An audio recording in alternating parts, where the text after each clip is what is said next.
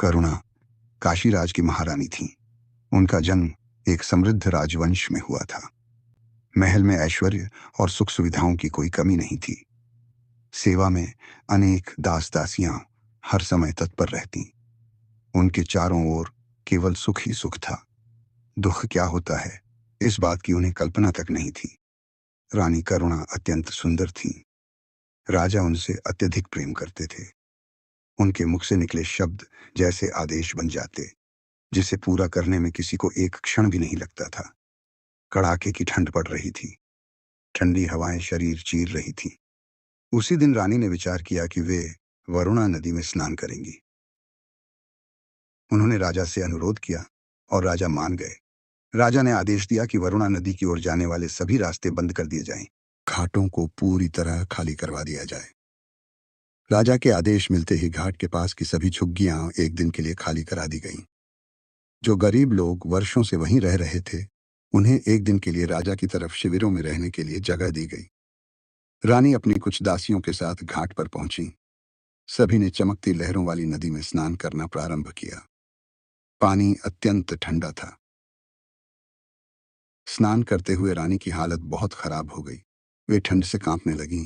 उनके होठ थरथराने लगे। रानी ने कांपती हुई आवाज में कहा, मैं ठंड से मर रही हूँ, जल्दी आग जलाओ।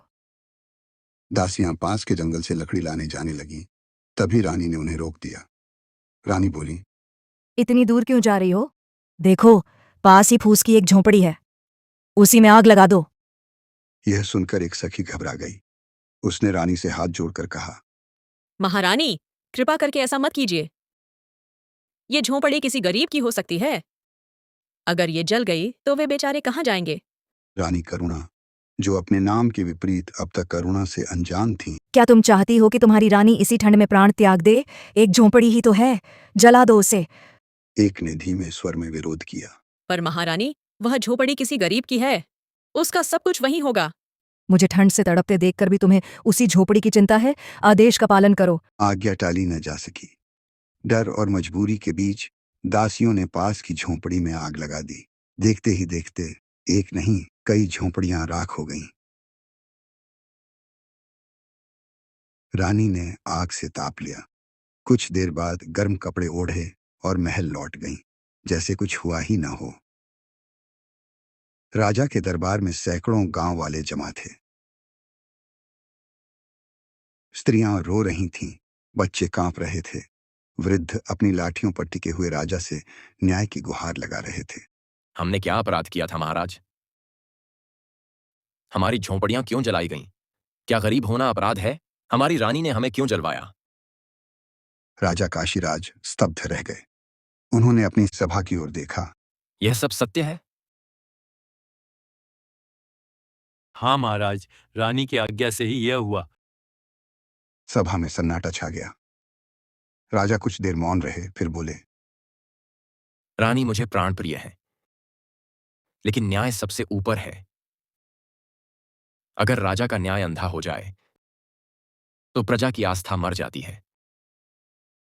रानी करुणा को भी फूस की झोपड़ी में रहना होगा, बिना किसी सुख सुविधा के। जो पीड़ा उन्होंने दी है, उसी का अंश उन्हें अनुभव करना होगा। सभा में सराहना की गूंज उठी। लोगों की आंखों में आंसू थे, लेकिन उनमें अब उम्मीद भी थी। रानी करुणा अब स्वयं एक फूस की झोपड़ी में रहती है। राजा ने रानी की सुरक्षा के लिए अंगरक्षक नियुक्त किए, लेकिन उनकी सजा टल नहीं सकती थी। रानी करुणा को पहली बार एहसास हुआ कि करुणा केवल नाम नहीं, एक भावना होती है।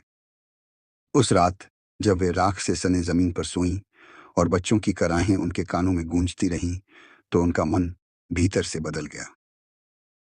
पूरा एक महीना वह अपने लिए खाना बनाती रही और अपने कपड़े खुद धोती रही। उन्होंने आग से पीड़ित लोगों को गेहूं की बोरियां भी बांटी। उन्होंने हर गरीब के लिए नई झोंपड़ी बनवाने का काम शुरू करवाया। राजा ने कहा, अब तुम सच्ची करुणा हो गई हो। सीख। राजा वही जो सबसे पहले न्याय करे और रानी वही जो सबसे पहले करुणा सीखे।